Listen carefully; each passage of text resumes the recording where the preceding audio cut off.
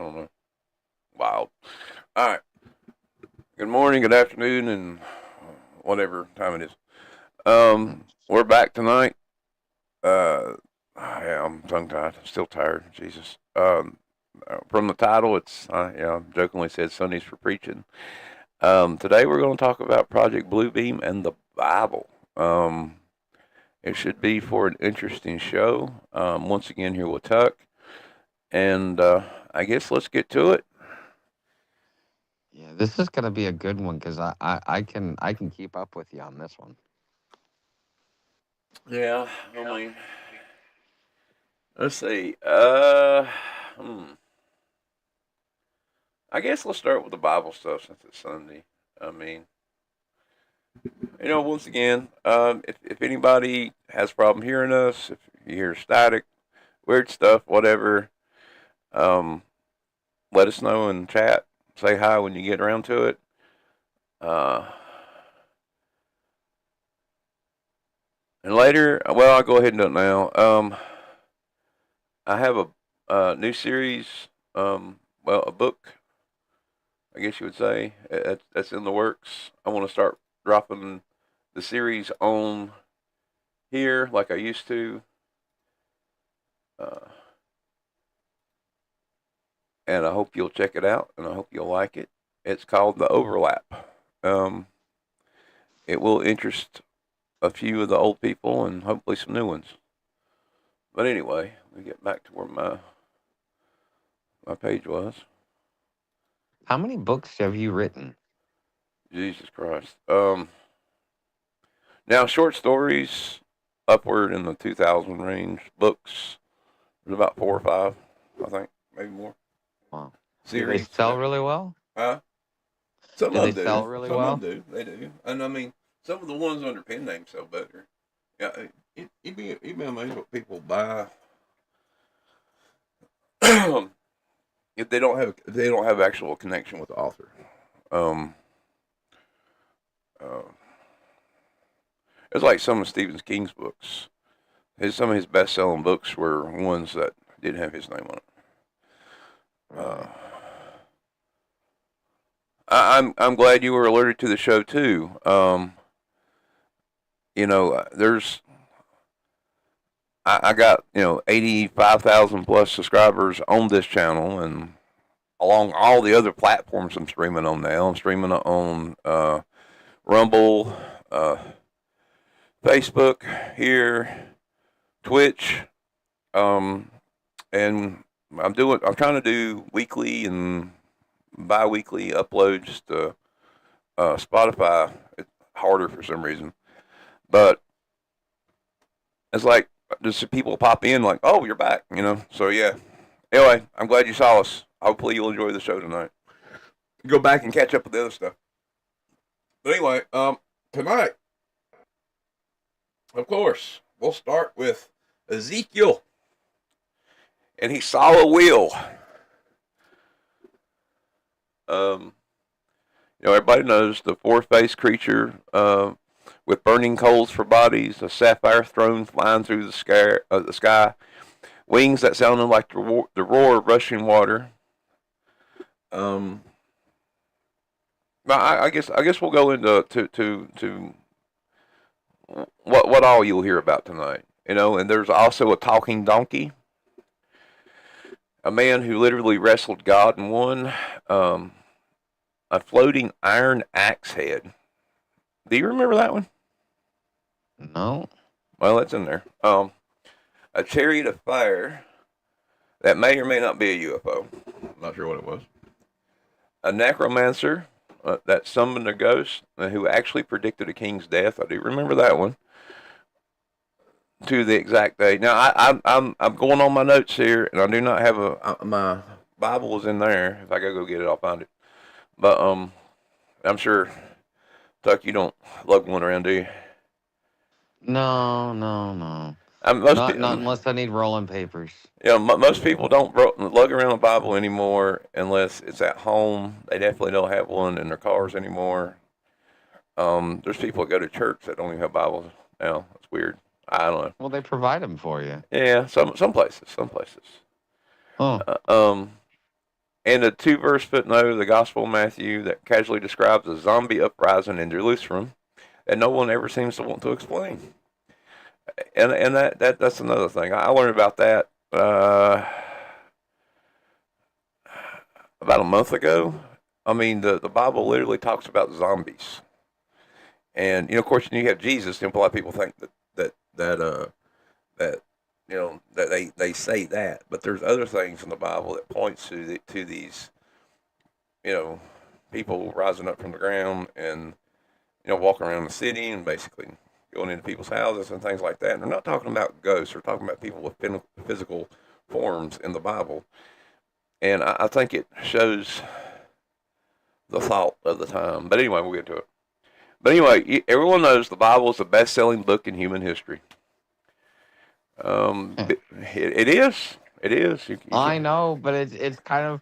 I don't know if you call it ironic or an oxymoron. I don't know. I mean, I don't know what to call it. But I'm actually, though, in a way, I'm glad it exists because it has been the basis for argument for a lot of things good. And if it was not there, the world would probably be a lot worse of a place. I mean, What good things has it been argued for? anytime somebody goes on, like on the moral, I takes the moral high ground, whatever we consider moral. Then like with Germany and with, uh, I mean, anything that we supposedly take the moral high ground, like supposedly like, usually when they want to stop a war, they start bringing up the Bible. I mean, they do. They say, okay, well, it's just wrong, and then you have all the people who gather up against it, and they kind of like rally behind it. I mean, strangely, even the Jehovah's Witnesses gathered up and sent multiple emails to Putin asking him to stop the Ukraine war. I mean, I don't like the Jehovah's Witnesses, but what they did was great. I mean, they sent in freaking letters, crazy letters to the fucking president of Russia or whatever you want to call them, and they've done that, and other Baptists have done that, other things have done that, Catholics have done that. And it just shows that people do have a slight moral compass. Well, what do you mean, Bartow? I don't know where you'll be tomorrow. What do you mean by that? You'll have to say that. I mean, here you're not going to be able to hear. That's fine, but are you not going to be? Anyway, let me know. Aren't we also talking about the Book of Enoch? Well, we're getting ready there. Yeah, we're talking about the Book of Enoch as well. It's in there. Billions of I got sidetracked with a comment. Billions of people, considered it sacred. Whole civilizations were built on it. Wars were fought over it. And very deep in its pages are the parts they read at, Christmas and Easter. And there's some of the strangest content that's ever been committed to parchment. Today we're going into it. I'm going to try to go all the way into it. And of course, this is Paranoid Times. And this isn't Sunday school. So keep that in mind.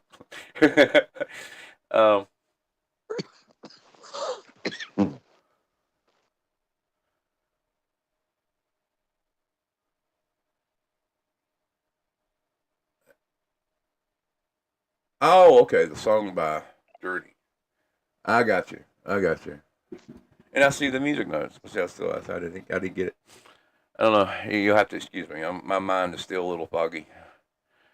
I lost a fight earlier today to muscle relaxers and Benadryl. I honestly, I found this weird concoction that helped the itching on my arm. I go to the doctor this week too. I found this weird concoction. It's coconut oil and tea tree oil mixed together, and you can't buy it. You gotta make it. Actually, no. DoTerra makes it. Hmm? Yeah, they use fractionated coconut oil as part of their base when they make their essential oils, and they are therapeutic grade. Yeah, well, this works. This works great. This is like I read something about I had some tea tree oil here, and I have coconut stuff, of course. I mixed it together, and I put it on, and I have done put everything in the world on this. I've done put hydrocortisone. Then went through a tube of hydrocortisone. I've done went through tubes of Do you other have lotions eczema? and huh? Do you have eczema? No. Well, maybe I don't know. I Well, mean, there's oh god, there's shea butter. Do you use shea butter with your soaps? no. I use like I said originally. I used carbolic primarily, but now I use um, sandalwood and hickory oil. I think it is. Uh, it works real good. I mean, for cleaning wise. I mean, it don't make me smell too girly or anything like that, and it has good properties when it comes to your skin and everything. But that's not what's causing that. This is something I think. Like I said, I think I picked up something. I think either I got something from a cat or maybe I brushed up against a wall. Poison oak is real bad here. Um, I mean, it literally everywhere, and I mean, I'm sensitive to poison oak. I always have been since I was a kid. Uh, Oh, uh, this time around in my hike, I have gotten some weird stuff that's happened to my body that never happened anywhere else I've ever been. I wonder if there's just something in nature that's kind of attacking us. it could be. I don't know. I mean, there's. I mean, this doesn't happen to me unless it's winter. I mean, summertime, and I mean, this for itself has not happened to me in a long time. So I don't know.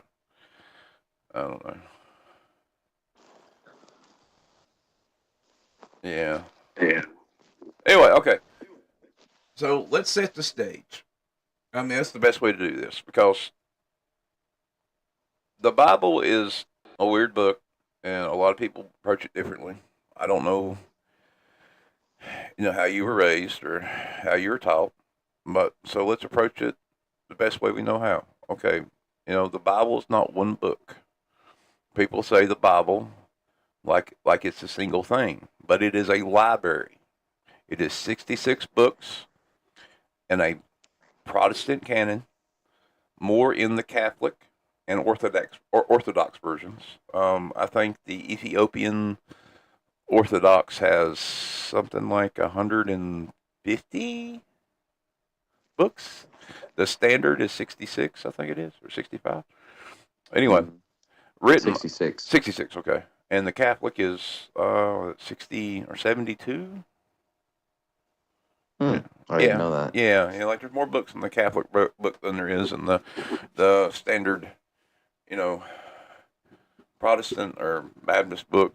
And then you have the Catholic, and then you have the Orthodox. And the Orthodox itself, like Russian Orthodox, has more, and then Ethiopian is supposed to be where um, going back to like we was talking about the Ark of the Covenant.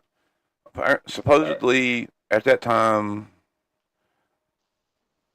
when Sheba left King Solomon and went back to Ethiopia, she took the books, or her son took the books of the Bible with him, and they kept them all together.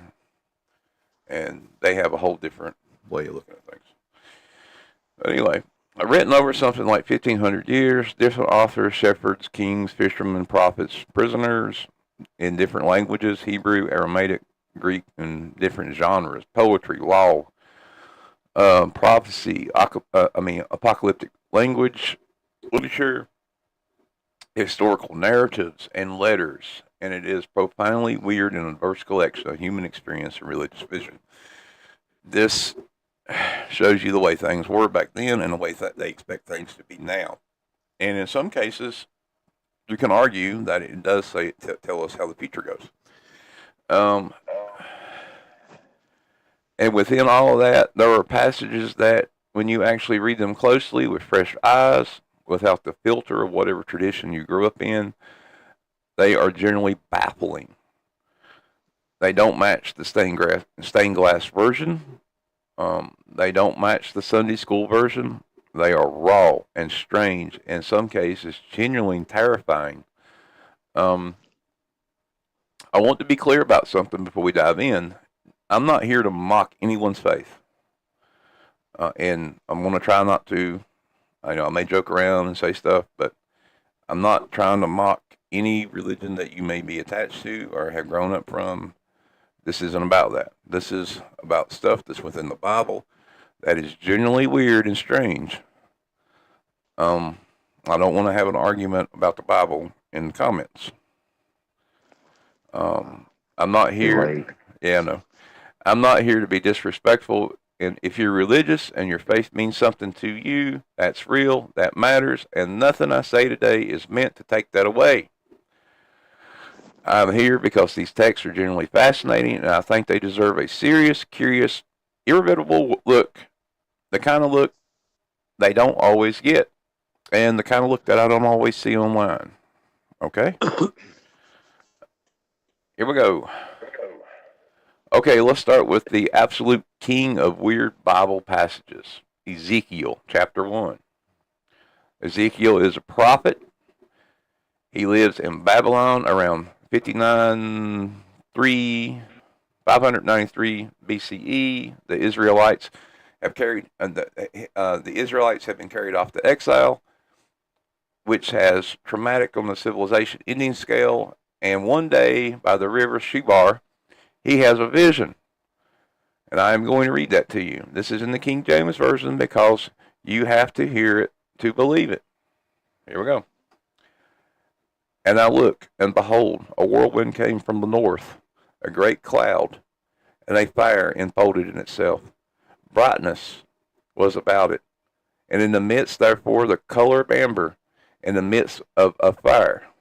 Okay, whirlwind, fire, amber color, coming from the north, kind of going. Verse 5 says, also in the midst there was likeness of 4 living creatures. And I just went backward. Hold on a minute. I was getting into it, and I was like, hey. Okay, these creatures have 4 faces each. One face is a human, one is a lion, one is an ox, and one is an eagle. They each have 4 wings. Their legs are straight, described like a calf's foot, and their hands, human hands, are underneath the wing on all 4 sides. And their appearance is like burning coals of fire, like lamps going up and down between them, fire bright, lightning going out of them. And then, verse 15, the wheel. And now behold, the living creatures, behold, one wheel upon the earth, the living creatures, with his 4 faces, the appearance of the wheels, the works, like unto the color of beryl. What color is beryl anyway? Anyway, and the 4 that had one likeness appeared in the works and the wheel in the middle of the wheel. Okay, and then they land, basically. And it goes on to say, the rings of these wheels are so high they are dreadful, and the rings are they full of eyes, and the eyes on the rim going all the way around, and the wheels could move in any direction without turning straight up, straight down, any direction instantly. Anyway, what the hell was That that? sounds like some UFO sightings we've That's heard what of. I'm going after here. Like I said, it goes on, and you have no other word like in 600 BCE. You have no word for spacecraft. So how do you explain this? You just explain what you see. Do you think it was explaining what you see or using symbology? Because, the I mean, lion, the okay. eagle, and what was the third one? Explain that to me symbology. He said symbolically. I mean, he's saying he's at a river. He's down there doing this thing, and this thing comes down, and like every other story we've heard from every other person that's been in a river that's actually seen one of these things. I seen this light in the sky. It come down. It done whatever, and I got abducted, and da da da da da. I mean, it sure sounds like a friggin' UFO to me. Well, according to Meyer, Ezekiel is the second in the line of seven prophets, and yeah, that means that if what he says is true, then that means that the same people that Meyer is talking to is the same people that Ezekiel was talking to, because some of the greatest prophets in the Bible are actually part of the seven. But I mean, but Four or five of the and I seven mean, are. and I mean, I might be able to agree with Meyer there. I don't. I got some weird views about Ezekiel and everything, and each person within the Bible from my own beliefs. But I'm not trying to put them in here. Um, but I mean, you got to think about it. If in that time period you had no word for spacecraft, you have no word for rotor, you have no concept, no concept of omnidirectional thrust, but something that appears in the sky above you, something mechanical, something that moves in ways that defies your understanding of how things move, something that looks observable, eyes on a rim, something that emits fire and light, and the sound of rushing water. What would you write down? How would you write it down? I mean, how would you explain Fire it? and How would you explain it if you did not have, if the words like, you know, omnidirectional thrust or spacecraft or anything like that was in your vocabulary? I mean, how would you explain it? Well, the thing that stands out to me is it almost sounds like when they're talking about the light and the fire, it almost sounds like rocket propulsion. Yeah, and a lot of people have speculated in the past, sci-fi and stuff like that somebody invented time travel and come back and tried to seed history. I mean, and like the eyes were windows. Um, Uh, the fire was like thrust, and yeah. I mean, it could be. I don't know. I know I always see that, and I'm like, okay, how would I write it down? And there's actually a NASA scientist. His name is Joseph Bluerich, whatever it was. Anyway, he's a NASA engineer, chief of systems and layout at Marshall Space Flight Center, holder of multiple aerospace patents. This man built rockets for a living, and in 1973 he published a book, The Spaceships of Ezekiel, in which he did a detailed engineering analysis of this vision. And here's the part that kills me. He started out trying to debunk the ancient astronaut theory. You know, a lot of us do. A lot of us get pulled right back into it. And he picked up Eric von, whatever his name is, the Chariots of Von Fire. Donigan? Yeah, the Chariots of Fire, to Hmm. specifically pull it apart with engineering knowledge. He thought it would be easy. It was not. After careful technical reading of Ezekiel 1, he concluded that the description is consistent with a helicopter type spacecraft. Four rotor pods, omnidirectional movement capability, landing legs, a command module above. He even designed a new type of omnidirectional wheel based on the wheel within the wheel concept and received a patent for it. So you had somebody who read the Bible, who went to go debunk the idea that this was a spacecraft, and was able to to design an invention that they use in NASA from the Bible. Let that sink in. Hmm. You I know, mean, I mean, this NASA engineer accidentally proved that Ezekiel might have actually seen a spacecraft while he didn't want to do it. So I mean, I don't know. I'm just saying is that you have a guy who read this, who tried to debunk it. He was looking at it from a symbolic point of view, and he like, yeah, this isn't that. This is something else, and literally made a patent. You know. And I think that's the system that we actually use in our the aircraft that the Marines use. The real what aircraft do the Marines use? You're The talking about like the not the Harrier. the one that can go up and down. It's the and fly straight. It's like a helicopter, but it's got omnidirectional Oh, wings. it's like a C-130. No, Oh, it's we talking about the Harrier?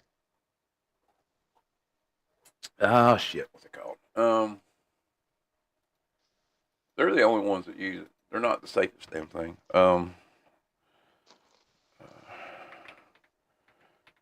Aircraft. It's on the tip of my tongue.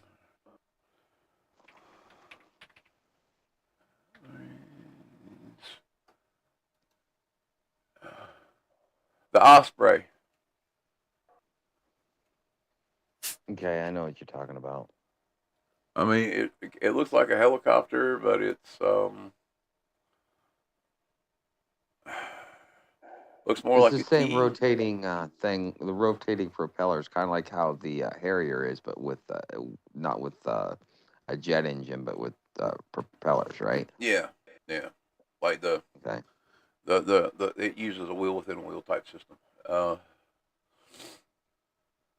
I mean, I guess the Harrier kind of uses one too, but I thought the Harrier was more of a is it well, one of them is a UK version or something. Hell, I don't know. Anyway, but I mean, like I said, it there someone got inspiration from something and was able to put it in practice. Now, I don't know. You know, traditional scholars have interpreted for all of this, and it's equally compelling. The four creatures are supposed to be cherubims, a class of angelic beings described elsewhere in Scripture. The wheel is supposed to represent God's omnipresence. He can move anywhere in any direction instantly. The eyes represent divine omniscience. I can't even talk. God's medicine, and that it's a complete, valid reading. Theologians have been working with this text for 2,500 years, and there is deep, serious thought behind these interpretations. Not the deep, serious thought that we probably put in it for the past, I don't know, 50, 60 years. Um, so it's kind of like, who's right. Uh, but here's the thing that, basically keeps me up at night about Ezekiel. The vision has a name. In Jewish mystical tradition, the Makbah, the divine chariot, and this mysticism, the practice of trying to ascend toward and understanding this vision, become one of the oldest forms in Jewish mysticism we thought of.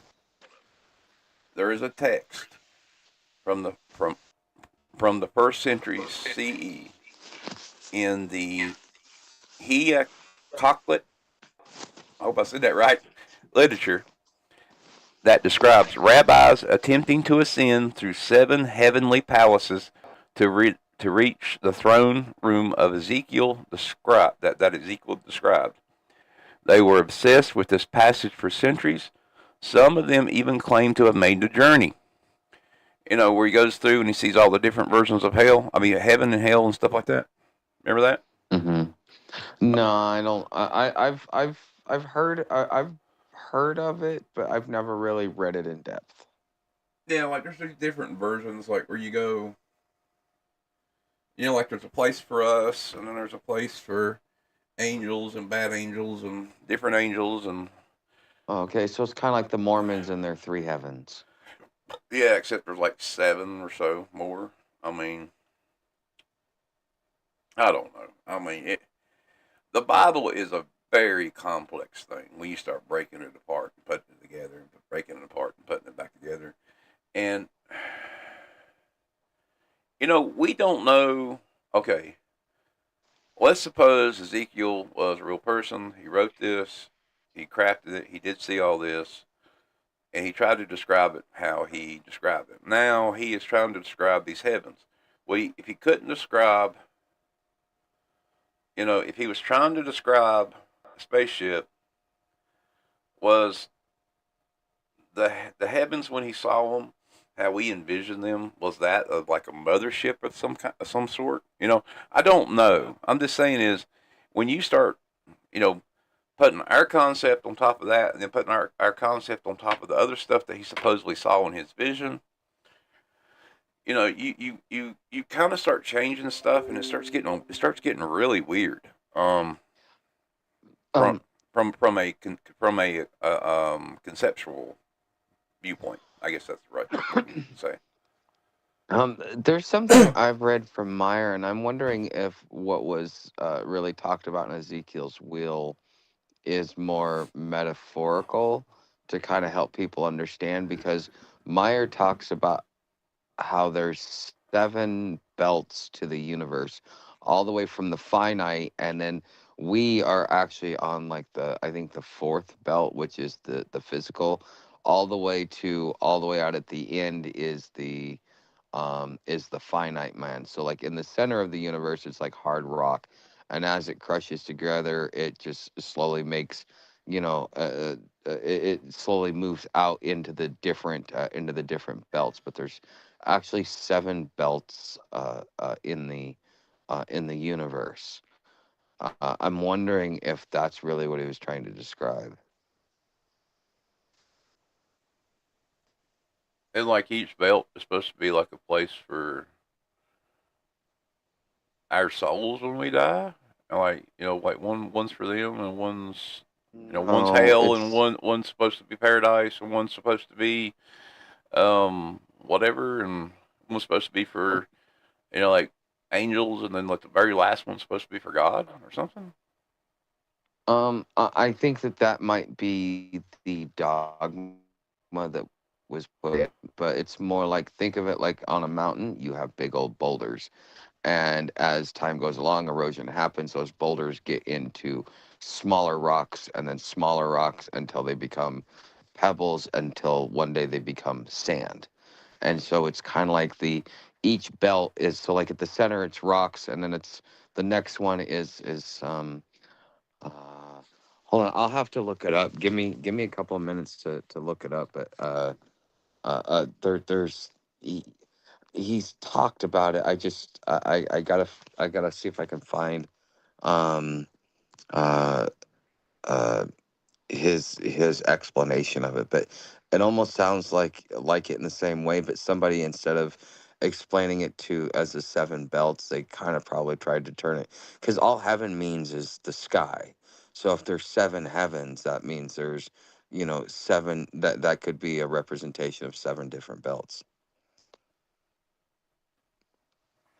They're called seven material belts. If you um Do you want to segue into Project Bluebeam, or do you want to segue into the Nephilim, the fallen angels, giants, and the disturbing verses in Genesis? your choice. Oh Jesus!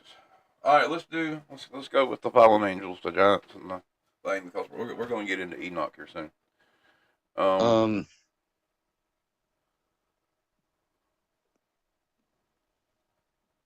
yes, oh no, keep going. okay. All right, so Genesis chapter 6. You know, this is just before the flood story, right before Noah. 4 verses that scholars, rabbis, church fathers, and conspiracy theorists have argued for literally 3,000 years. And it says, "And it come to pass when men began to multiply on the faces of earth, and the daughters were born unto them. The sons of God saw the daughters of men, and they were fair, and they took them as wives for all which they choose. The sons of God, who are they? The three main interpretations which have existed since antiquity. One, they are fallen angel beings called the Watchers. The Watchers also appear in Enoch, by the way, who have abandoned their heavenly station and have come to earth and mate with human women and this is actually the oldest recorded interpretation, believe it or not. It is what is in the Dead Sea Scroll community, what the Dead Sea Scroll community believe, and it's also in the Book of Enoch. As I said, number two, they are the godly line of Seth, the righteous descendants of Adam, who are intermarried within the wicked line of Cain. This became a dominant interpretation in later Jewish and Christian tradition, partially because the alternative is uncomfortable. Number three, they are powerful kings and rulers who claimed divine status and took women by force, a political historical reading, which had nothing to do with angels, supernatural beings, or anything like that. That's where we are on that. I fall into number three. That uh, um, that we're talking about the Book of Enoch, right? Well, we're talking about well now if we're talking about the first passage in Genesis, and Genesis eludes Yeah, it's an abridgment of the Book of Enoch. people elude that verse in Genesis alludes to the watchers in Enoch. The Yes, and the Nephilim and all Enoch comes that. after Genesis. No. No, in the It's books, and in the books it does. Like the way it was set up. Like in the Bible, you have Genesis, and then you have Enoch. um, I must have read a different Bible because I remember the Bible saying, because the first two chapters of Genesis are an abridgment of the Book of Enoch, and then whoever was writing, I think it was like Abraham or something like that, took that, and that was the first two chapters of Genesis, because Jordan Maxwell goes into depth on this, because he talks about how it said, "Let us go again and make man in our Yeah. I mean, image." no, I mean, what happens in the book is before Genesis, or in the process of Genesis, because see, the Genesis says in the beginning, let there be, I mean, they're talking about the beginning, in Enoch is talking about the Watchers and the stuff they do and taking wives and stuff like that. So that's after the fact and before Noah. Like there's between Genesis and the first flood, there is probably, I don't know, 3 or 4 thousand years, maybe six. Okay. So there's a time period there, like the old civilization. Like when people talk about, you know, one civilization was washed away and everything else. Mm-hmm. Pretty much like what we have here. If something Mm-hmm. happens to us, you know, as we were talking about last night, people that would be looking back and saying, okay, what are these? No, the Enoch is not in the King James version. Enoch is He's only referenced it's only referenced. Was it one or two times? just in like Genesis 1 and 2, I think.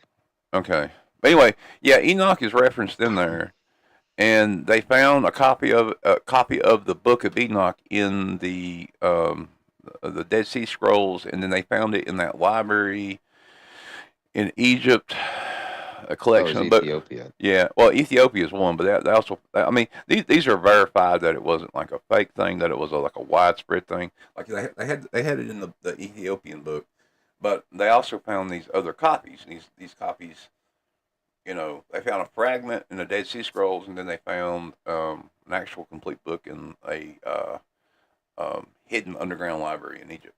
So there was, that Where was the verified. library underground at? What was it, under the Sphinx? No, they don't know about that yet. Anything under the pyramidal table there within Egypt is probably underwater. Um, you know, due to some of the stuff that Egypt has done to like redirect water and mess with the aquifer and everything else.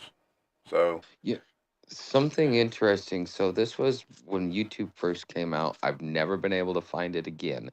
But there was a guy he was an archaeologist, and he made a huge find. I think he was under the Sphinx, and you hear rumors of it now, but the original guy that was reporting on it was talking about how the Egyptian government came in, shut him down, closed it down, locked it all up. Nobody was allowed to get in there.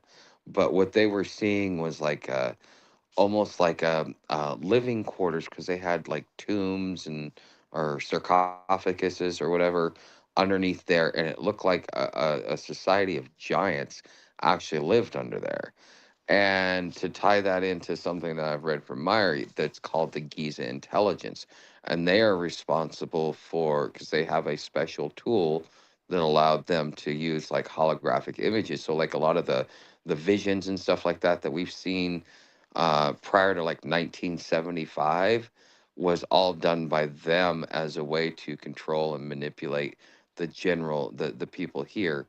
But from what Meyer was saying is that they were the last of their kind, and in the 70s, because of how disruptive they were forcibly evicted from this planet. Mm.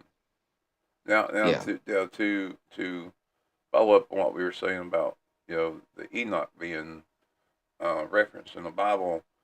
I did include it in my notes here. It says the copies of it were found in Dead Sea Scrolls. I was saying it says the early church fathers also quoted it, and uh, in the New Testament book of Jude, which is in your Bible right now, it directly quotes from it, word for word.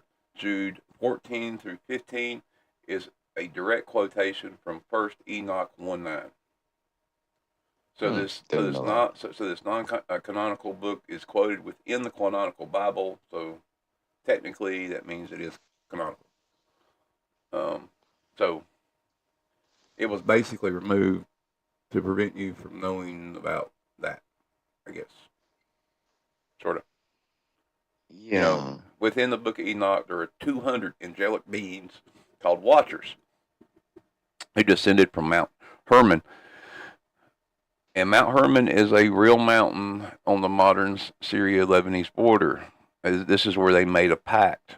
I want you guys to keep all this in mind right now, because I'm going to freak you out a little bit. They swore an oath together.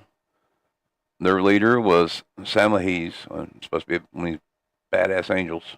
Um, Or and some Yaze. yeah, and they taught humanity things that they weren't supposed to know: metallurgy, enchantments, astrology, the cutting of roots, herbs, medicines, and poisons.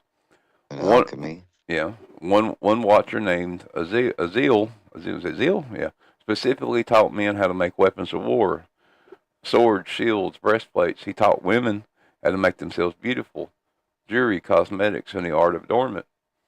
And according to the ancient texts, fallen angels invented makeup and weapons, two things that caused enormous amounts of human chaos. So, honestly, could be credible. And then it went on to talk about the offspring of the Watchers become the Nephilim, the giants. Genesis 6, verse 4. And that goes back to your canonical text. It says that there were giants in the earth in those days, and also after that, when the sons of God came onto the daughters of men, they bare children unto them and become mighty men, which were old men of renown. So, you know, and back then people were supposed to live hundreds and hundreds of years. So breaking off from that, but I don't want to get too far away from the first part about the friggin' mountain. Okay, mountain does exist. Many of the nations of the world have built a place up there, and that's where they held the first UN meeting. Where was this? Um, I just said Is it. this where the WEF is? No, it's where they held the first one. Hmm. That's where they signed the agreement. That's where they signed the pact. That's where they signed the thing. Wasn't that in Switzerland, though? No. That was the actual meeting, like where they actually met in the building and everything. This was the pact of nations. It had to do with Israel. It had to do with all the other countries and everything else. And um, all this went down on the the same place that the Watchers failed and held their they made their agreement. I just said it. Oh, shit. Yeah, Mount Hermon. There's literally a plaque up there. You can go up there. You can go up there now yourself. And there's this church that's been up there for I guess since the beginning or after. And what country is this in? no, it is the Syria Lebanese border. Oh, okay. It's Mount Hermon. I mean, there's like a big thing about it, like not long.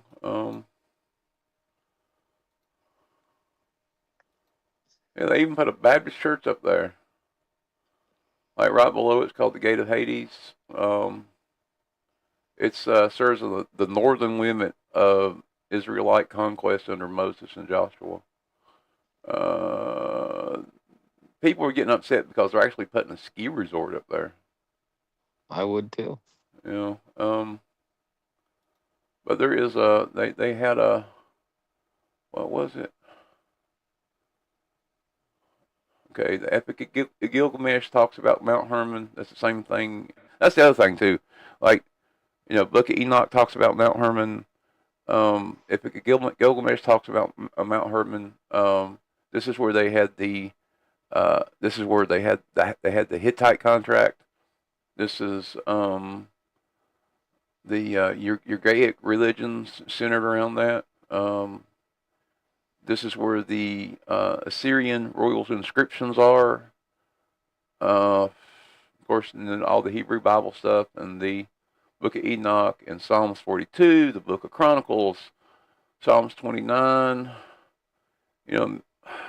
Bunches of other references within the Bible. Gospel of Matthew. This is supposed to be where the devil took Jesus and made him watch humanity and try to trick him. There was a Roman temple put up there. This is where the 6-Day War ended. This is where the Yom Kippur War ended.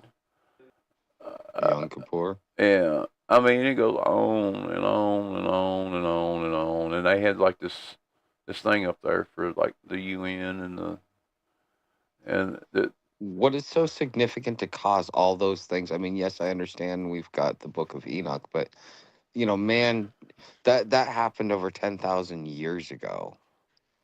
I don't know. I mean, I cannot. That is one of the mysteries and things that is. I mean, I'm thinking the same way. That's one of the mysteries I can't wrap my head around. Why that place? Okay, you got that place. You got Mount Hermon. Okay, now that is a significant thing. You can look back through history and all these things culminating around this mountain. Okay, they said the angels go here and make deals, and basically that sent humanity on a slingshot to whatever it is now. Okay, and then you have a few other mountains in that are considered prophetic or whatever. And then you get to Revelations and you have Armageddon. And see, Armageddon is not a time, it's a place. Armageddon is a place right outside of Israel. Megiddo? Yeah, Megiddo, Armageddon. And that is where, it all will go down eventually. And actually what that place actually is, it's a, God, I knew the name of it. It's in my notes, but we're not there yet. It's this, what they call rise. It's when the way they build cities over there, they'll build one level of city, and then like there'll be a war, and then they'll cover it up, and they'll build another city on top of that one, and then there'll be a war, and then they'll build another city on top of that, and it creates these mounds. So I mean, you can literally dig straight down, and you get into different cities upon cities upon cities upon cities upon cities upon cities, and this is one of those places. A lot of shit goes down there for some reason. Huh. Okay. It hasn't lately, but it will. I think it will soon. And I think that is Well, and where is Megiddo at? Like, I mean, considering we've got all the shit popping off in the Middle East. Megiddo is. Let's see, where is exactly? Tel Megiddo is in northern Israel. It is about 90 kilometers north of Jerusalem. Jerusalem. Jerusalem. Jerusalem. Jerusalem. Yeah. It is called. It is what I was talking about. A teal or an archaeological mount. It contains the ruins of an ancient city spanning thousands of years. So all of the nations of the world are supposed to meet there for the final battle. Well, I don't know if all the nations, the ones that are left, like my understanding is the United States will be scarred, and we will not be able to join. Um, Mm. that's another thing too. Uh, if you go through history, you're going to see a lot of imagery. You're going to see the eagle. You're going to see the lion. You're going to see dragon. You're going to see. I have a thing in here on my daughter's altar. It's a cloth that the Orthodox use as a. You Yeah, basically but you basically use it to for you have to use it in every prayer. Anyway, and on it there is all the symbology of the Bible, and it's got like the dragon, the lion, and all this stuff. And you see all this stuff through history, and all these things are the ones that these countries adopt. well, I mean, look at it. Look at it today. The dragon would be China. The lion would be probably what, Great Britain. Yeah. Um, you would have the eagle. That would be the United States. And what was the other one? Um. Let's see. There's. Uh, let's see this. Creatures. You better stay here, little girl. Oh no. It.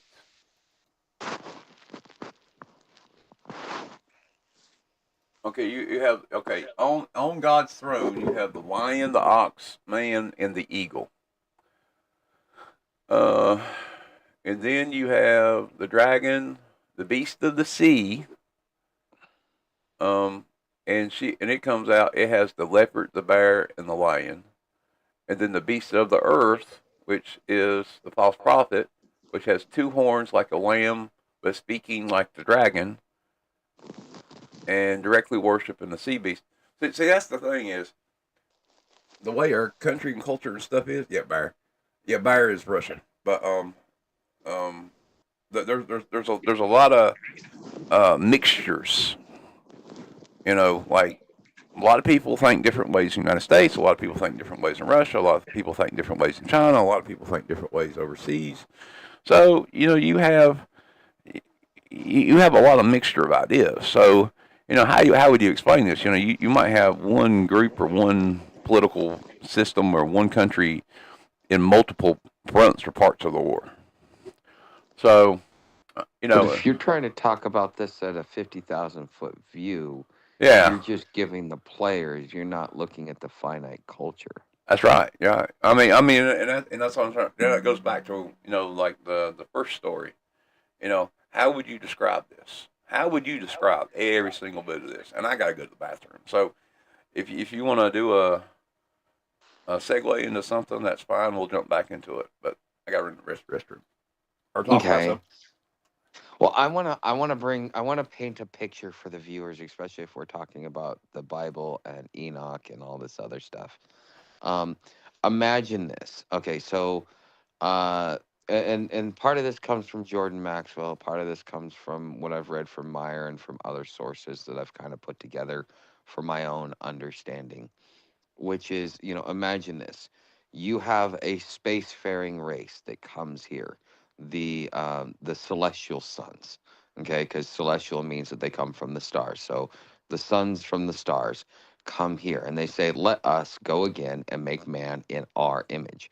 Why would they be doing something like that? There are hints in literature that they may have been doing their own genetic manipulation, and in order to be able to protect the integrity of their genetics, they had to actually come down and create man, which is why we have, they may have done lots of genetic experiences. It could have taken up to, let's say, a 500,000 years to actually get it right, to where, this is where we get like the Sasquatch, and we get all these other different weird creatures that we see from time to time in our folklore. These are the remnant beasts of those experiments over time. And so once they had actually established man and had Adam, which is the first, and Eve, which is the first, and things went along, you also got to look at it in the sense of, okay, they've already made a mistake, but in Star Trek, because you like to keep calling back on Star Trek, in Star Trek, they have the prime directive, which is you're not allowed to interfere in the. Oh, that was kind of scary. You're not allowed to interfere in the. Um, wow, that was scary. I just saw something. Oh, wow. Sometimes being out in the woods in the middle of nowhere is kind of scary. But anyways, they saw the. Um, they saw the. Uh, Sorry, I'm distracted. I thought I saw some beady red eyes. Yeah, kind of being away from the main shelter has its advantages and its disadvantages. We'll find out if I'm still here in the morning. What now? But oh, nothing. I just saw something in the woods that kind of looked like red dots.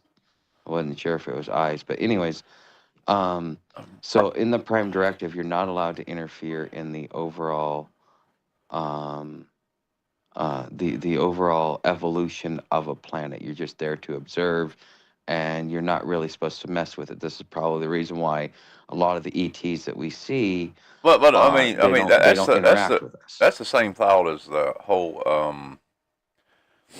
uh and excuse me if this is what you're saying, but this is the same thought as Star Trek. I mean, That's exactly what I was saying. Yeah, this okay, is. I'm okay. talking about the prime directive.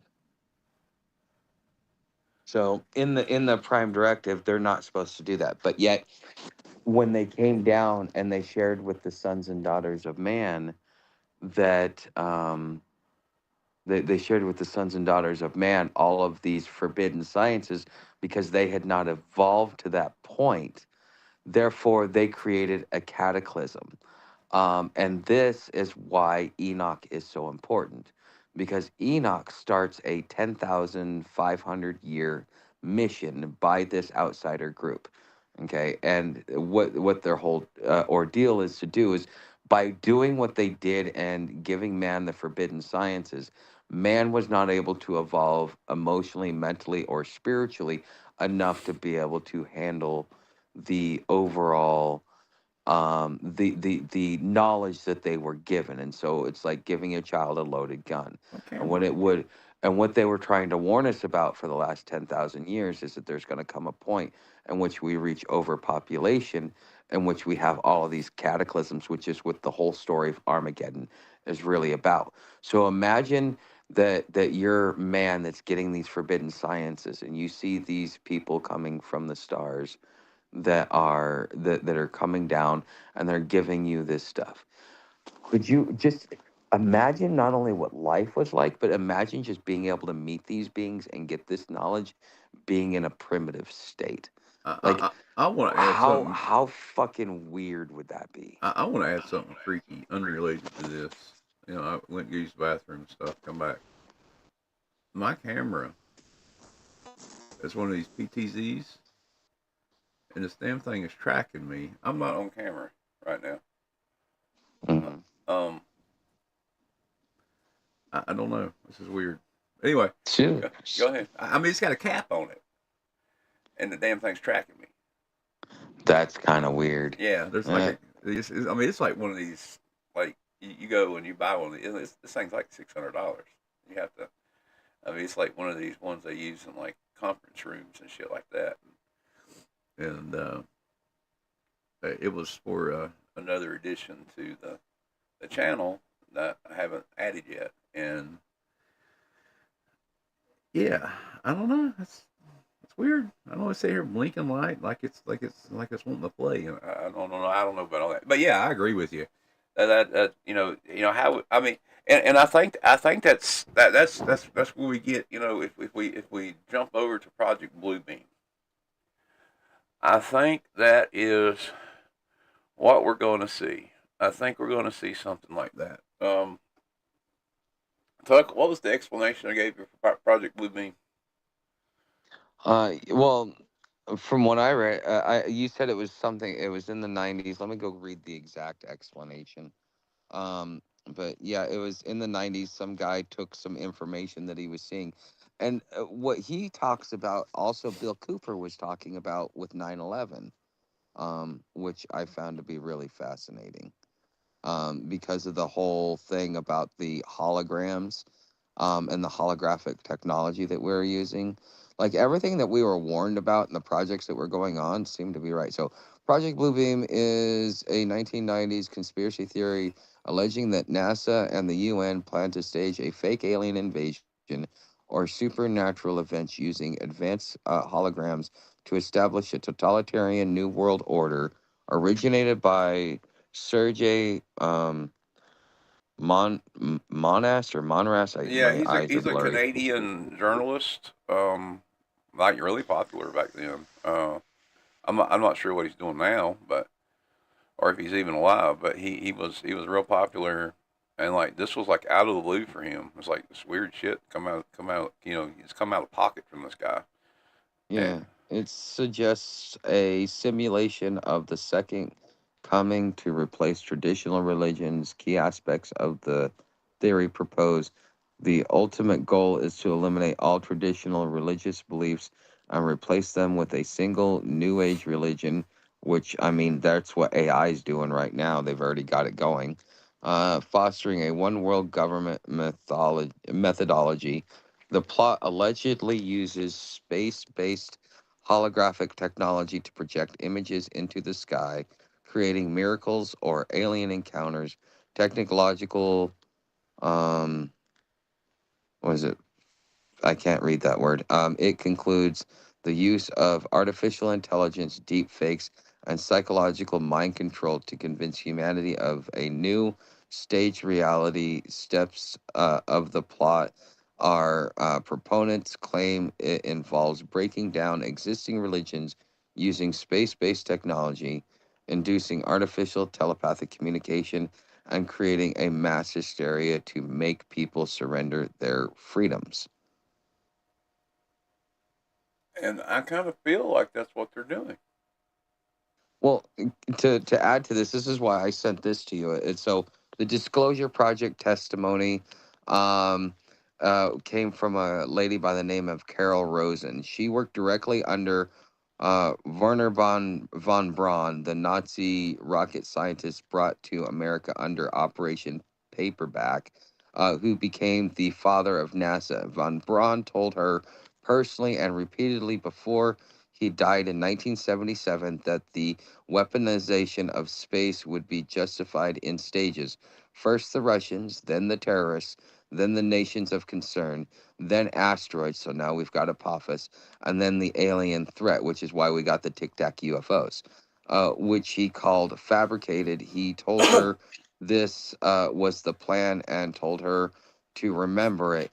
She testified this under oath at the National Press Club in 2001. Now you know where he got his information from, right? You know where he got his ideas about rockets.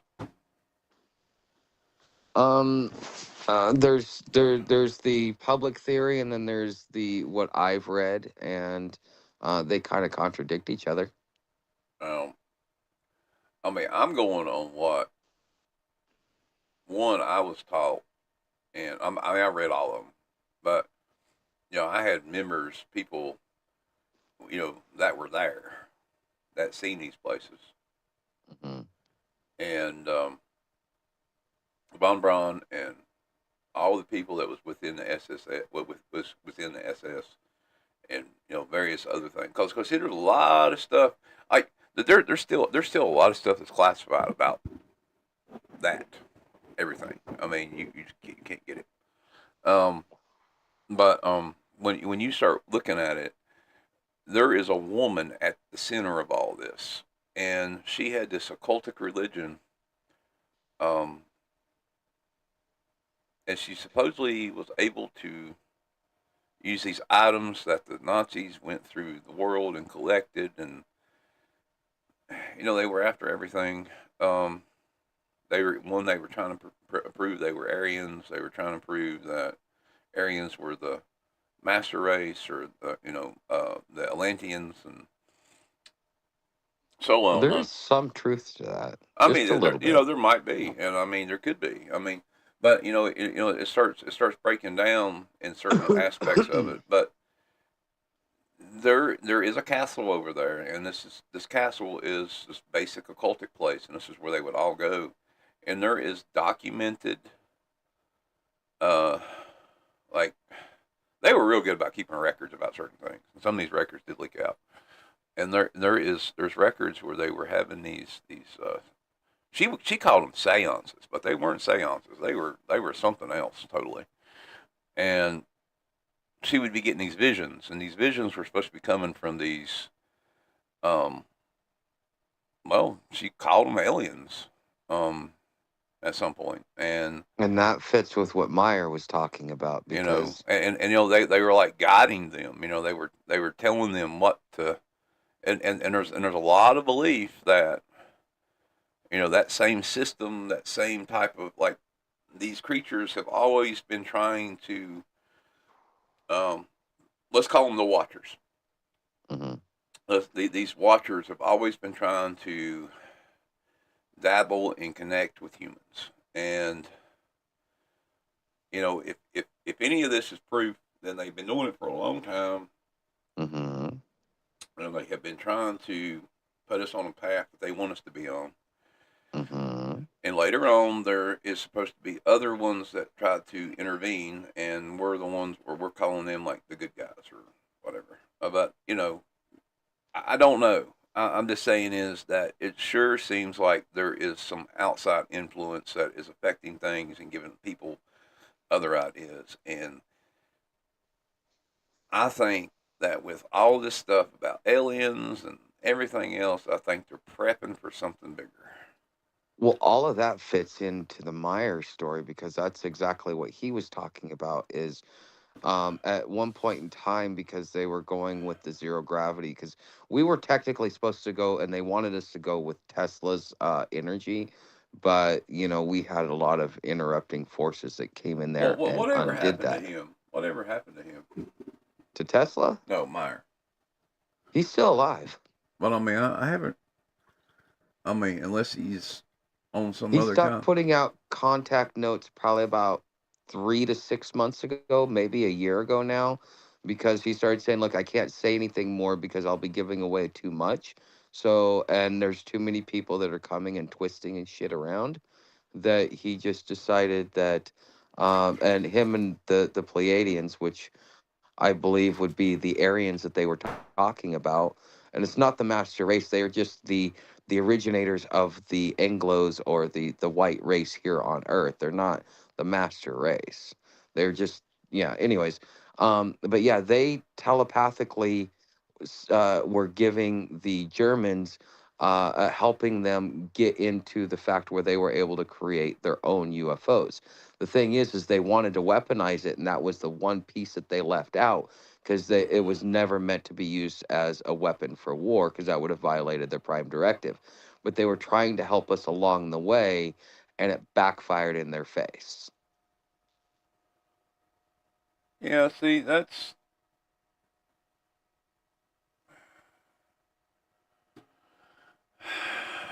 I mean, I guess I can go with that. I don't know. I know that when there was reports when, like the Japanese were basically in bed with the Germans back then. But there's reports from Japan that during that time that the Nazis had brought over machinery and technologies and stuff like that. And at the end of the world, they looked at some of the stuff and they were so scared of it, they destroyed it because it looked so alien to them. They used that word alien. Mm-hmm. Um, and while there were people in the sky, I mean, not in the sky. Yeah, it was in the sky. I mean, well, we had our people up there flying around and everything else, and they were seeing these things called Foo Fighters, Mm-hmm. and they blamed them on the Germans. It was. Yeah, I mean, they had this. I mean, I don't know if we figured it out yet, but there was supposed to be this coal based propulsion they had come up with, and it would basically put coal dust in the air, and then when our motors hit it, they would ignite. So I don't know. There's a lot to that. I mean, and believe it or not, the word Nazi and like talking about their stuff and stuff is still a taboo subject on the internet, and I don't know why. I mean, other than the fact it triggers some ears of some very powerful people, but I mean, it still it shouldn't matter now, but it seems to still matter. And I mean, there's this one individual that he's an actor, a famous one.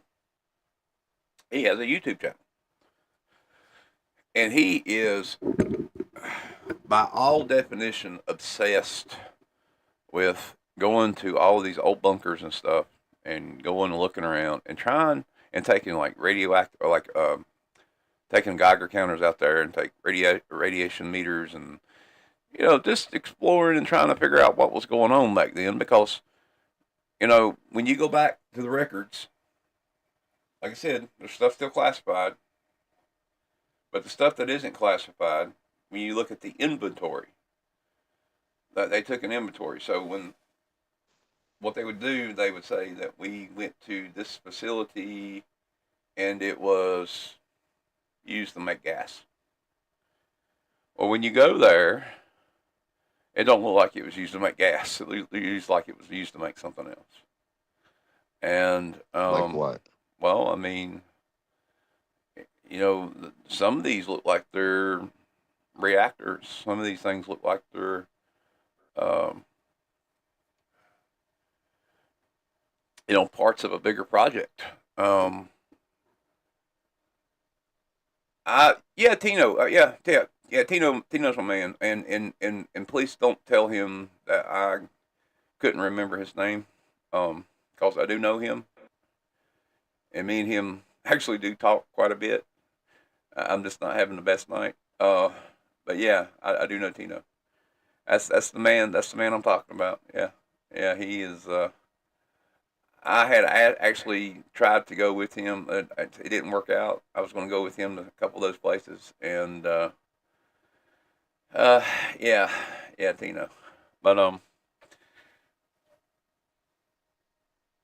yeah, Tuck, I'll send you a link to his stuff if you want to see it. You might. Yeah. I think you'll Did you enjoy get it. a chance to read the From the Stars to Mars? Because I think that that would be partially relevant to tonight's conversation. I don't know. No, I don't. I mean, if you're talking about recently, no, I didn't get a chance to Yeah, read I it. sent it to you today with some No, other no, no, no, stuff. no, I didn't. I didn't. Yeah. Yeah, here's Tino. Lost Battlefields with Tino. Yeah, he goes into a great deal, but I mean, he was like, YouTube tried to shut him down there a while back, and he's got like I mean, he only has 165 subscribers, but he is um like has this crazy interest in like in this war stuff, and I don't know. I mean, he goes through the different forts, and he does the Hydra V2. Like his 5 months ago, he done the Hydra V2s. I mean, if you like history, this is the place to go, and kind of like seeing old stuff. And he more of his German stuff is behind is back. Of course, he does talk about the V1s and stuff like that. And yeah, yeah, you should check him out.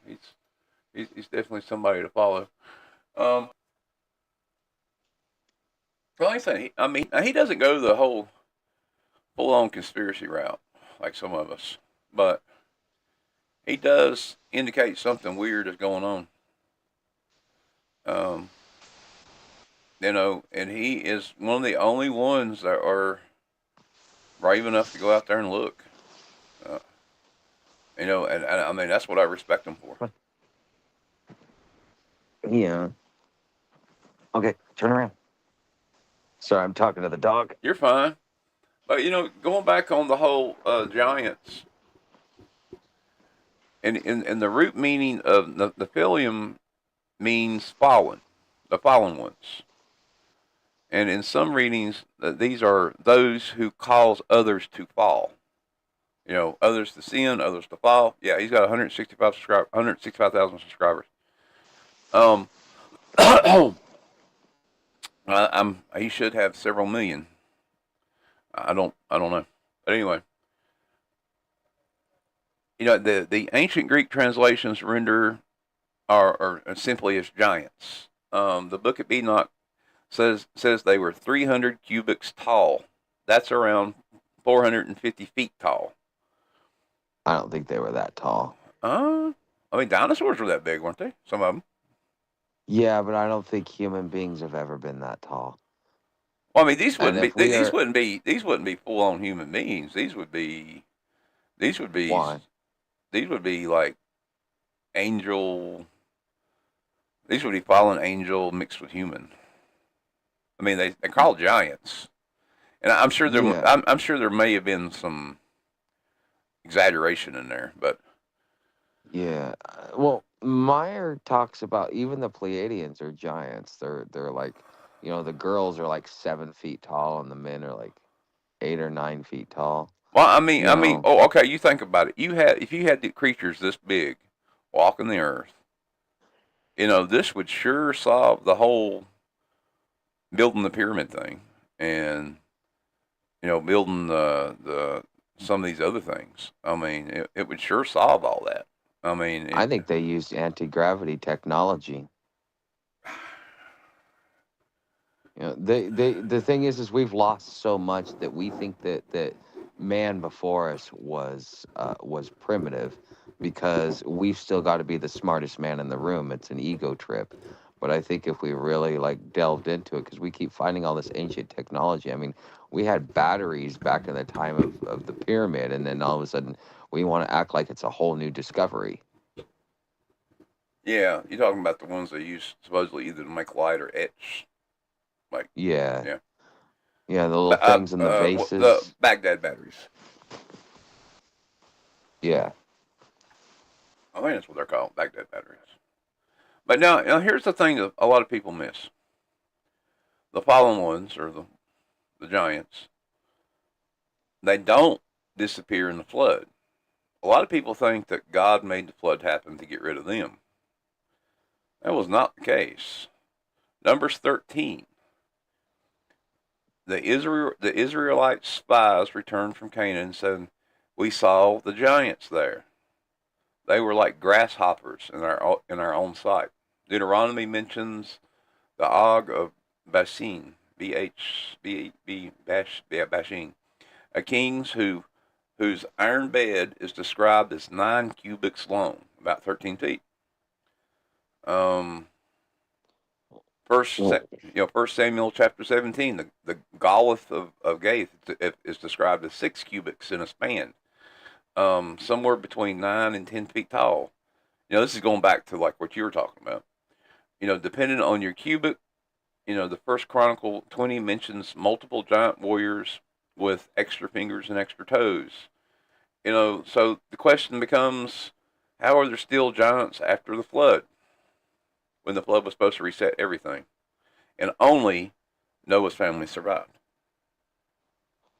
I think there's multiple flood stories, and I think that they may have confused one with the other. One that happened 400,000 years ago versus the one that happened, like, let's say 12,000 years ago. Yeah, how would the people that is writing down what happened knew what happened in the rest of the world? I mean, I don't know what happens in China right now, unless someone tells me on the internet. I don't know what happens. That's what nomads are for. Yeah, I was saying. Well, I mean, I think a better idea would call them like monks or something. Like the chroniclers or watchers, or I mean not watchers. Watchers in the story of the fallen angels, but what's the other word for them people? The chroniclers, the Scribes. yeah, like scribes. But there's another name. There's like a group.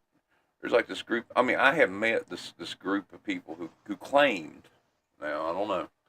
They claimed that since the beginning of the world, that there were groups of them that recorded history as they saw it. Now, I don't know. I don't know if that's true or not, but they had a lot of stuff. They had a lot of data. They had a lot of stuff they want other people to see, but it was there. Yeah, like when the Dalai Lama dies, like a lot of that stuff gets open, and so once every like 50 or 100 years or something like that, you'll get to see until they find the next Dalai Lama, all the records are opened up. And that would be the only time you could see stuff like that. 'Cause there was a guy in the '60s that was going through, and he was at a monastery, and there was a picture, and they asked who the guy recognized, like, that's Jesus, and they're like, yeah, we call him the rabbi from the East. I mean, like, And so that's kind of what started the whole Jesus in India thing to begin with. yeah. Now, I mean, like, there was. I mean, like I said, over the course of my time of doing this, I have met some interesting people. I mean, there was one time that I was literally made to get in a van. I was kidnapped, made to get in a van. I was taken to this place, and these people were called the Order of the Sun, and they wanted to tell me their story. And I actually made a video about it. I don't know, like 8 years ago, something like that. Um, there's people who claim to have this knowledge, and people who claim to that want to get it out there, but they don't know how. Like just go on the Yeah, internet, it's go talk about it. um, somebody like me well, will listen. I mean, we're there, and but once we, you once you digitize it, though, even AI or other forces can modify it and make it look like it was always that way.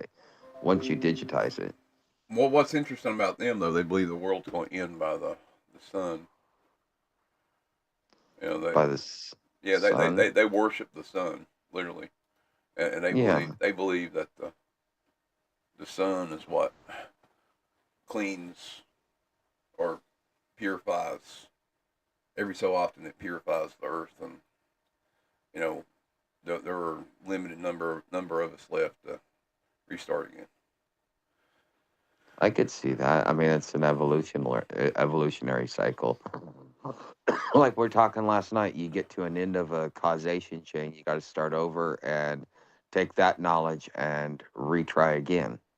I mean, I'm thinking we're seriously approaching that. I do. I think we're seriously approaching something that's going to happen between now and 2030.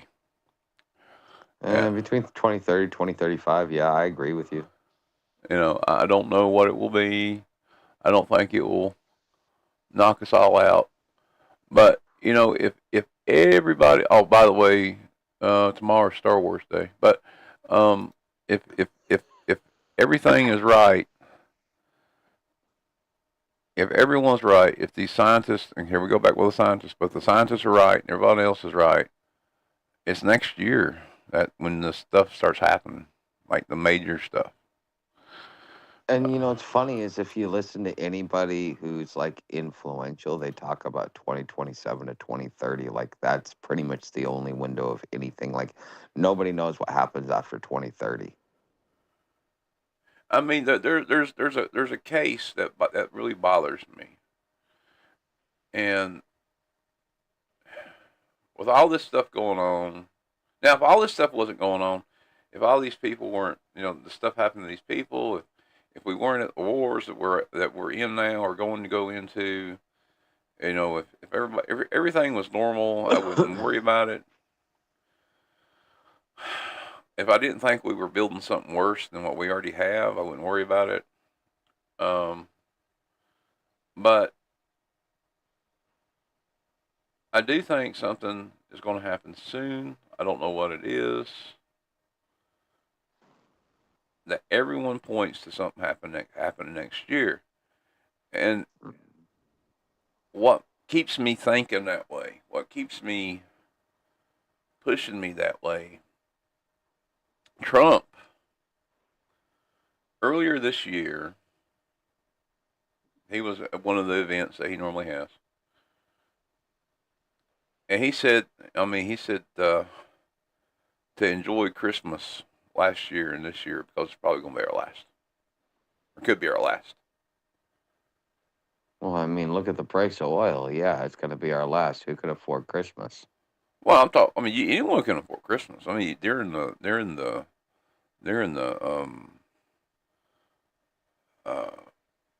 what do we call it? The Great Depression. Great Depression. People still have Christmas. Yeah, but even back then, they were less tied to money than we are now. We're so tied to money that without money, you can't even breathe air. I just, I wonder. I mean, I do. I wonder. I wonder if something like they know something. I mean, cause like when they were seeing the comment and they were talking about it and they was ignoring it and it seemed like the whole government shutdown was planned around it and I don't know. It just seemed like everything was around that time. I don't. It just seems like they have foreknowledge of something. And I mean, have you ever been to Washington D.C.? Yeah, haven't you heard about me dealing with the Capitol Police? Yeah. California called the I remember you cops on saying me. that. I mean, but have you been into some of the buildings? Have you been in the building where the presidents are sworn in at? What building is that? Shit, I don't know. I gotta think about it. I've just been over to the office buildings where the senators and stuff like the senators and representatives are. And yeah, Capitol Police got called on me because I look like a homeless man and they were afraid of me. Not that that is even that I mean they violated due process, but whatever, they don't care. It is the that can't be it. No, is it the Federal Hall? Mm. Yeah. Barto says Queen Elizabeth made a speech like that about Christmas too. Um, I think this was the yeah, it had been the Federal Hall. No, it's in New York though.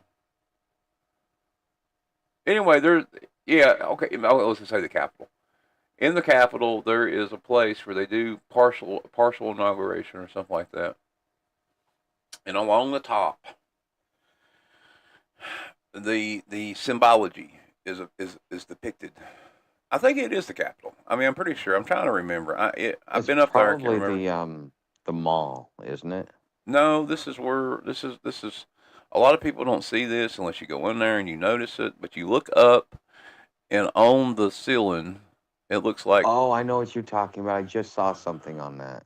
I mean, and up there it shows like it shows Washington being like transformed and like turned into a Yeah. king and stuff and it goes back to this whole symbology within the Bible and things and it goes real hard into that and um Washington was a very loved man. well yeah but He was almost a god. He could have done anything. He could have taken the presidency and never given it up. I'm yeah And people would have worshipped him the same way they worship Trump. we're alive now uh, and probably will be alive then. I'm sure a lot of us will see the beginning of the end for a long time. When I say that the apocalypse or something bad is happening, I mean that there's going to be some time in between it. You're going to see it go downhill really fast, but you're going to be able to live through it. I mean, I don't think so. Oh, I mean, I'm talking like if stuff starts happening in 2027. Let's say, all right, let's just say, or let's say it's happening now. Let's say in 2027, we look back and we say, oh, yep, we're right. Something's happening. Okay. All this stuff we're seeing, we're hearing, we're everyone's talking about. This was it. This was the beginning. This was the factors that involve the beginning of the end. This is it. This is the stuff we're looking back at. This is the you know all of this stuff was right. No matter what it was. Everything the conspiracy theorists and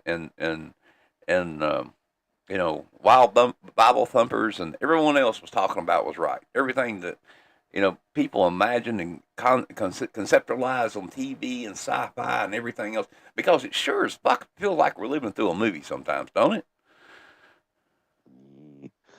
Well, I mean, we watch the fantasy to create the reality. I know, but all I'm trying to say is, I mean, even if people, remember like was it yesterday or day before we were talking about, the rappers, or you were talking about materialization and stuff like that, bringing stuff into existence.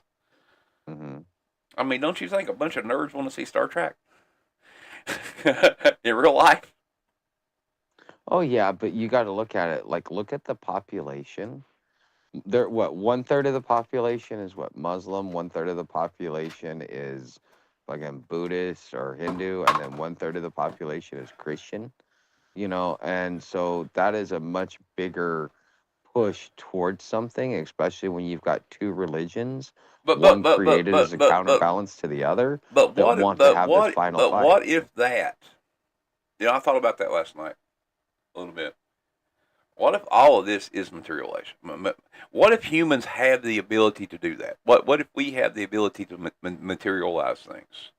We do. Okay, you say we do, and if enough of us do it, we do it on a grand scale. And it doesn't matter about Ye- religion and stuff like that. At some point in history, as we were saying when we started this podcast, that the Bible was the best selling book there ever was, which means it was the most printed and distributed uh book there ever was. So that means enough people in enough places read this thing and could have made things materialize with their mind, Yeah, but ideas, there's one concepts, thing. and everything else. So you know, there's a movie, there's a TV series. I know you. I don't think you've seen it, but it's called American Gods. It's a book by what's his name? You probably know him if you heard him. But it was. Oh, it's actually been removed from any kind of streaming service now, which is weird. Hmm. Um, he got into a bit of trouble, but I don't really believe it. But think of it like this, though. Yeah. Okay, religion tells you the apocalypse, and then you get to go to heaven. Well, the heaven thing, it's unrealistic. It's a fantasy. But so everybody is thinking that if the apocalypse happens, then I can go to heaven because I'm miserable here and I just want it to end. Well, the thing is, we bring the apocalypse, but it's not what we think it is. And so that's what makes it so bad. It's not the fact that we're bringing it into reality. It's that we have a fantasy that requires this reality, but the fantasy never comes true, but the reality is way more grotesque than we expect because I mean, even look at how people are thinking about war and civil war now because we haven't experienced it in so long. It's more like it's a video game. It's Call of Duty. Like, just respawn. And so people don't realize the real consequences of what they're desiring. Yeah. That's just that's what makes it so dangerous.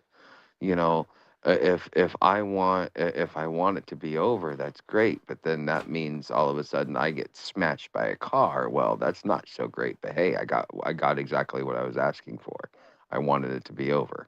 Yeah, but I mean, Or let's I just mean, say it was I a was long talking, drawn out. more on the thing of, you know, like, like a bunch of people wanting the same thing, and they get it that way. I mean, I'm just saying that people can manifest things and make things happen, and everyone, let's say one person manifests something really big is impossible. But if there's a bunch of people that want that and they think the same thing, then maybe they can make that happen. And maybe that's what we're seeing. And now with all this other media that we have in place, like the sci-fi stuff, and writers had a chance to branch out and actually write books and things like that. And you have other people, all these fans and stuff. you know, this manifestation of people, fans manifesting things and seeing these things and encountering these things, and enough of them encountering them, like Star Wars and Star Trek. That's some of the most popular stuff that there is, and there's enough fans that live and breathe it every day. So I mean, they could be manifesting these things like that. I mean, this is what we could be seeing. This is what we could be encountering, and other fans might have the same thing, but include their other ideas in there in their minds, and There's a part of the equation that's not really being talked about. And yeah, you could be thinking I want the apocalypse, but here's what you have multiple types of thinking. You have negative, you have negative positive, you have positive neutral, and then you have positive. If you listen to your thoughts and if you really see what you're really thinking, the average human being is either negative positive or negative neutral, or just straight out negative. So even though you're wanting something glorious to come about, somebody, because your thinking is negative, somebody it's in going to Russia is bring about watching us on negative. Twitch. Mm, Somebody in Russia is watching us on Twitch. nice. I thought I'd throw that out there. I just I just saw a Uh, comment pop up. Anyway, yeah, I mean, I agree with you. I mean, I don't know. I mean, it was just like one of them ideas that crossed my mind. What you said, and I was thinking about it, and I'm like, yeah, maybe, or yeah, maybe we are all descendants from these things. we are. You know, because it goes into this next statement I was going to add about this, and it says, basically to summarize everything we've been talking about. There's strands of ancient Jewish and early Christian theology drawing on the text that widely read that which are quoted inside the Bible itself, which holds that supernatural beings broke cosmic law, had hybrid children with humans, taught humanity forbidden knowledge, including warfare. Their disembodiment offspring are the sources of demonic activity in the world. This isn't Friends theory. It's what pretty much mainstream thinks. They just word it a little differently. Um, But if that be true, then just like in any law, you have to have a remedy. So well, I therefore, mean, I that mean, would I mean, bring and to and bring and the, and about the why we. reason I'm throwing that out there is because we still use okay. If these things come down and tell us these things, like okay, you have women who wear makeup, you have women who wear jewelry, and we still use weapons of war and things like that. Then we're still using the things that these fallen angels gave us. So Because we are still their descendants to some degree. Um, yes, and that's why they're here visiting us, trying to get us back on the right track because they fucked us up. That is the whole purpose. Like if you follow Meyer and if you really want to simplify it, that is what the book of Enoch is it tells you where they fucked up and where the mission started. And according to Meyer, the deeper part of it is they went into the future to see the cataclysm of what it is that they'd done. And then they went, oh shit, we got to fix this. And so this is where the line of seven prophets comes from. So you've got Enoch, or excuse me, Henoch, and his son Enoch was actually his scribe. That's why we call it the Book of Enoch. But it was his father Henoch that actually did it. Then you've got Ezekiel, Jeremiah, Isaiah, Emmanuel, the guy we know as Jesus, Mohammed, and then in last one is Billy Meyer. And at this point in time, because we're now to the digital age where it's easier to pass on the information and it's more readily available, we are now primed to be able to start creating our own domestic prophets in the future. But because of the screw up and they had to fix it, they've been here for 10,000 years trying to push us in a certain way to fix their screw up. So all of this stuff that's happening is because of what happened in the Book of Enoch. That's the causation chain. And because they can't fix it, like the angel of death comes. Like, No, they are fixing it. Meyer is the only one that was able that has been the only one that was successful. But you also got to go look at the numbers, the numerology system. Like seven is our universal number, so therefore it's going to take seven tries to get it done. That's why Tesla was big on three, six, and nine, is because there are certain numbers that it's part of the mathematical formula. Instead of solving for x, it's like which one of these numbers that are part of the governing numerology of the universe are at play. And so him being the seventh, because he's actually had the most success, he's the only one that hasn't been assassinated. He was, and actually, even according to the Pleiadians that he talks to, it's like he exceeded their expectations and did way more than they thought. Because even Emmanuel or Jesus failed at his mission. Because every time they brought a herald of truth, aka a prophet, to bring back and try and set us straight, we there were other forces at play. And another reason why they talk about these other forces at play is that they come down. So if you listen to the story of Abraham before Sodom and Gomorrah, he sits down and has a conversation with God, which means God is a human being. Okay. I mean that I don't know if it was going to be our next story, but there is one story where there is a talking donkey in the Bible, dude.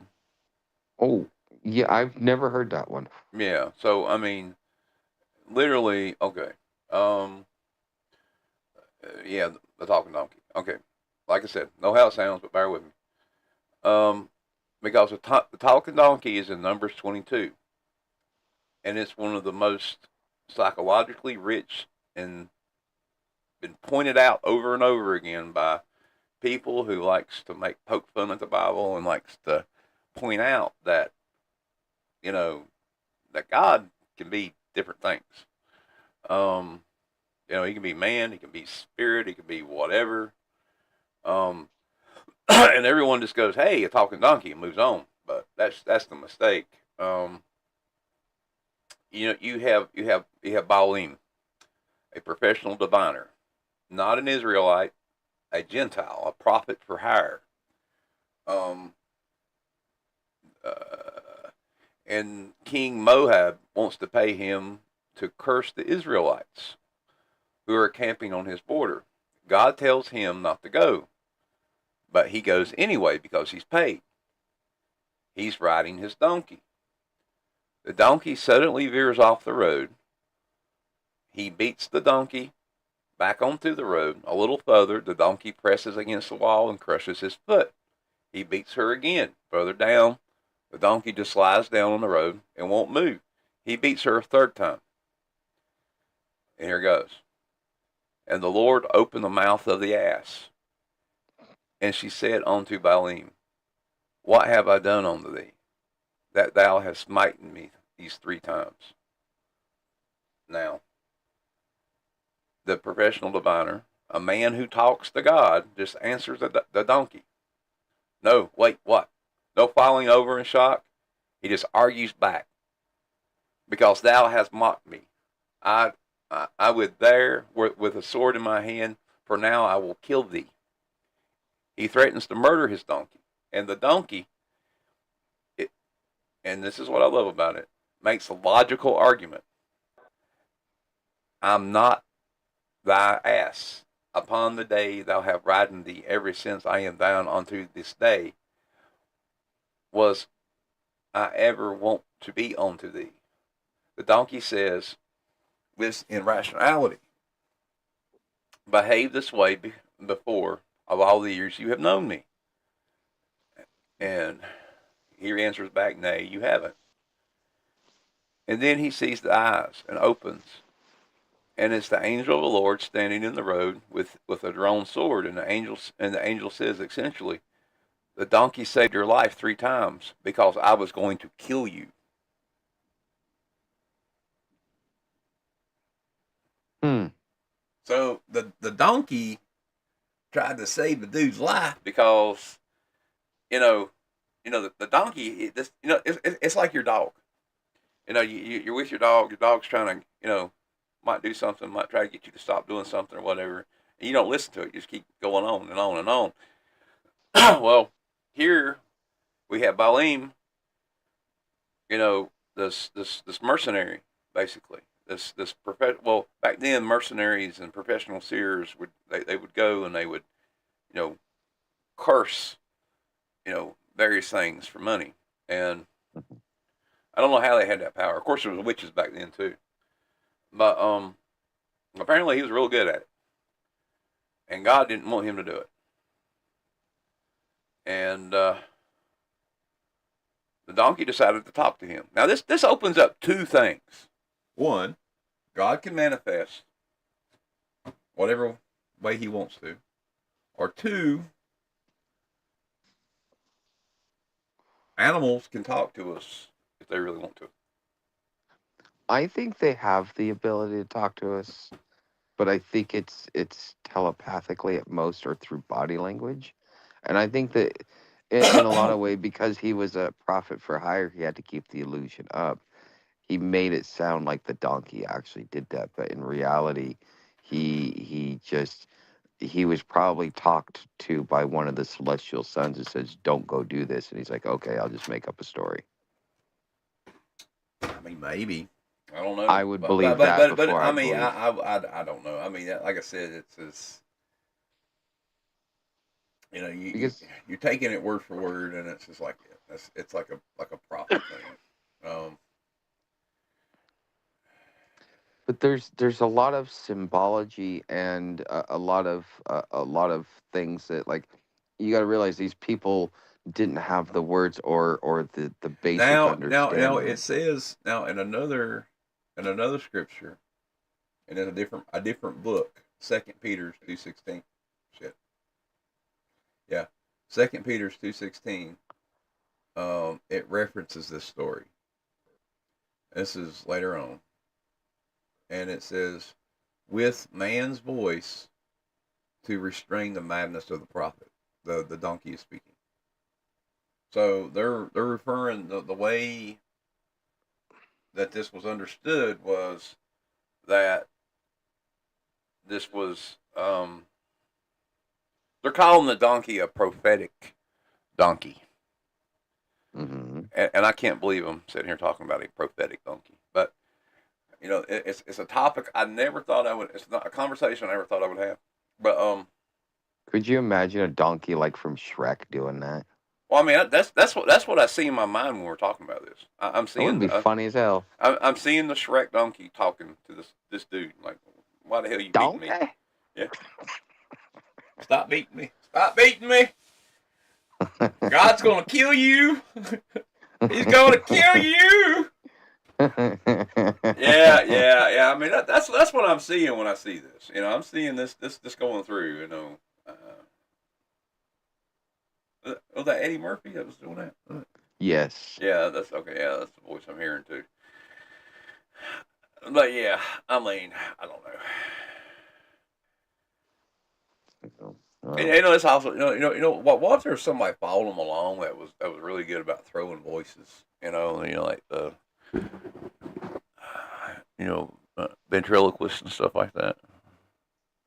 well, I mean, you can cloak by bending light. If you have a civilization that's, let's say, anywhere from 10 to 40,000 years further advanced than us, and they had the technology, I mean, imagine what we would be like in 40,000 years. Do you think we could actually, create an instance where we could pose as a donkey so that we can not violate the prime directive, but influence something in the right direction? I honestly don't know. I mean, if I look at the way things are now and the way people, they had a chance to change. I don't see us, caring much about the prime directive.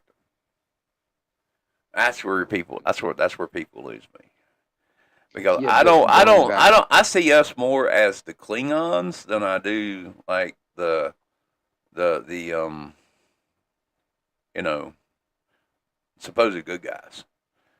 Well, in I see us going as a war, you know, war race. I see us going and trying. Once we figure out how to space travel, and once we figure out we need resources, and once we figure out we can do it, and we can do it easy, man, we're going to mine every friggin' planet. We're going to put penal colonies up there for people to mine these. We're going to find reasons to put people up there. We're going to commercialize and we're going to bring freedom to the universe. If that helps your yeah, okay. I yeah. mean, The I here's don't see prime directive here. I see conquer, oh, control, and capitalism. That's what I see. oh, capitalism's on its way out. It's not going to survive. No, it's the It's got attitude. to run its course, but it's not going to survive because it benefits the elites and never benefits the common man. It's the illusion that they give you. But you got to realize, in 10 to 40,000 years, we will have evolved. Think of the way we thought 500 years ago versus the way we think now and the way we conduct ourselves. Okay. And then imagine in 500 or 1,000 more years how much more different we're going to be because we have gone through all these other things. Just like kind of like post World War II, we were so done with war that we're just like, okay, let's figure out ways to have peace and create tolerance, and we'll even deal with the necessary evils of globalism because we don't want war again. And then look at how it's pacified us over time, and we think that we're in the safest time of humanity, when in reality we're not. The world's still dangerous. We just live under the illusion of that. So 10,000 years from now, things are going to be different because 10,000 years ago, we were convinced some man from space was creation itself. I mean, like right now, I'm still hearing the voice of the donkey in my head. But I mean, I don't know. I really don't know. I mean, I don't. I see us getting to the point. I mean, if we can move that far, well, I mean, I don't see us getting to the point of space travel. One, Oh, we will. I mean, based on what I know about human biology, I mean, there has to be some wild shit that's got to be done. Yeah, well, we've got in 19 either between 1976 and 1978.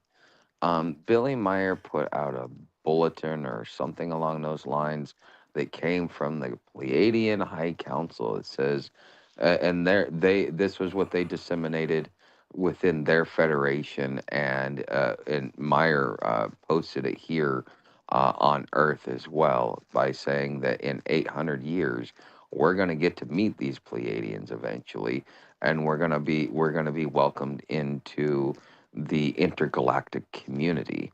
So yeah, we're gonna get there, but it's not happening tomorrow. It's gonna happen like within the next 1,000 years, I don't and think a we. lot can happen in 1,000 years. Yeah, I mean, a lot can happen in 1,000 years, and I think a lot will, and I think we'll be going up and down. Um, Tuck, we are at our well, we're pretty much at our 2 hour mark. Do you want to continue, or do you need to stop? I would I want to continue, but I know I need to tap out because yeah, I tried to get some sleep. I only got like 3 hours sleep last night, and then I walked about 3 miles to the next campsite and tried to get some sleep, but I've been, between, phone calls and other hikers and day hikers and everybody, like, I maybe got an hour sleep, so I need to get some sleep so I can balance and function tomorrow. All right. Well, that's what I was worried about. So I am going to save this. I think. Yep. May I at least say one final word? Sure. You go ahead and talk what we want to. Okay, so we've talked about the whole mental aspect and stuff like that, and I think that that the way, like, if people are thinking about spirituality or thinking about how do they get closer to their creator, I think a lot of what we got to do is we got to work on what's going on in our head. That's why I spend so much time out in the woods, is because it's the only time, unless I'm dealing with like loud ass city dwellers that don't know how to actually be quiet in the woods. I come out here to listen to my thoughts so that I can actually get a hold of it, because so many people are so afraid of listening to their thoughts that that's what's causing the problems in their life. Once you learn to balance your thoughts, your emotions and the rest of it come into light. And I think that that is really the lesson that, at least at this stage of humanity, we need to really start to learn. Once we get to that point where we can balance our thoughts and remain either in a neutral or a neutral positive state, which is very hard to do. It's not that easy, especially with as much as we get inundated with negative stuff. And the fact that we've always been taught to be negative in our thought process, it's probably one of the hardest things for us to overcome. But if we're going to break the chains of what's going on and change the world, it starts at the individual level by balancing your thoughts, knowing yourself, and knowing how to push yourself from that negative back into that positive, so that you can actually be in harmony with the universe and your creator, whatever your religion may be. I think they all have that as an underlying tone, in one form or fashion. I mean, I can't disagree with you. Um, kind of what you said is kind of the way a lot of people look at prayer. I mean, they pray into something or talking to something or whatever, that you still hear yourself when you do it, and you're kind of Yeah, like but we're too processing that. busy. Yeah, I mean, what I'm saying is you kind of like you're doing it, but it's what he said, or if you pray or whatever, um, find your way and meet us back here tonight, tomorrow, or is it tonight? Yeah. Yeah, tomorrow. Yeah, but on the prayer thing though, you're putting it to an external force. Well, I'm The just spark saying, of, yeah. I'm just saying, put it out there. Like for whatever reason, if you're talking to something or yourself or whatever, you're still doing it. You know, Yeah. but I don't want to push people away from things they've done that may have helped them in the past, because I've been on both sides. Um, I know. Hey, that works, man. I Yeah. mean, it's your spirituality is a personal journey. Nobody can tell you how to do it because it's your experience. I mean, I used to get some heated debates with people about religion, and I have learned and realized that it is detrimental to their mental health. Um, Can be. and I just do what's good for you. And like I said, it don't hurt to listen to things like this. It don't hurt to listen to debates and concepts, and you take this information and you draw your own conclusions. Um, and once again, at the end of the night, we're a bunch of idiots on computers. Um, Stay paranoid, my friends. God bless, and whatever it is you believe in, I hope you have a good and happy night.